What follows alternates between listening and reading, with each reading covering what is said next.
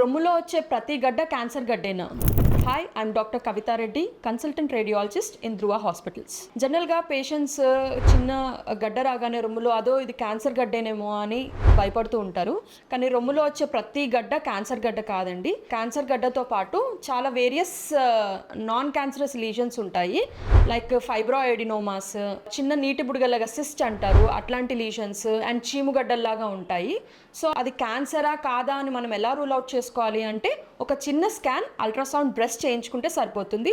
Just ఇది simple procedure అండి. Just ఇలాంటి ప్రోబ్తోని మనం స్కాన్ చేస్తాము. ఒక 5 to 10 minutesలో అయిపోతుంది. దాన్ని బట్టి అది క్యాన్సర్ లీజనా లేదా నాన్ క్యాన్సర్ లీజనా మనం చెప్పగలం.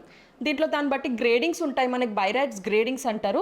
దాన్ని బట్టి మనం ఫర్దర్ టెస్ట్కి వెళ్ళాలండి. ఒకవేళ క్యాన్సర్ గడ్డలాగా ఏమన్నా డౌట్ ఉంటే మనం దాంట్లో నుంచి బ్రెస్ట్ బయాప్సీ, బ్రెస్ట్ FNAC చేస్తామండి. దాంట్లో నుంచి ఒక చిన్న నీడిల్తోని టిష్యూ తీసుకొని దాన్ని ఎగ్జామినేషన్కి పంపిస్తాము. దానివల్ల మనకు కన్ఫర్మ్ అవుతుంది అది క్యాన్సర్ గడ్డనా కాదా అన్నది కన్ఫర్మ్ అవుతుంది.